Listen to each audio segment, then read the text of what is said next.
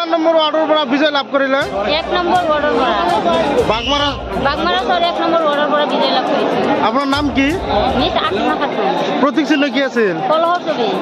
আপুনি যে জয় লাভ কৰিলে এতিয়া কি ক'ব? কেনেকুৱা লাগি আছে?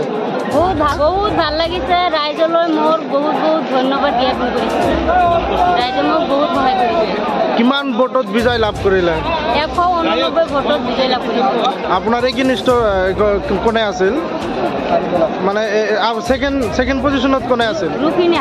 ৰুফিনা। তেওঁ কিমান ভোট পাইছে? 180টা। আপুনি কিমান ভোটত জয় লাভ কৰিলে? 9টা ভোট। বাগমাৰা গাঁও পঞ্চায়তৰ 1 নং ৱাৰ্ডৰ পৰা আপোনাৰ ৱাইফ বিজয় লাভ কৰিলে। এতিয়া কি ক'ব ৰাইজক?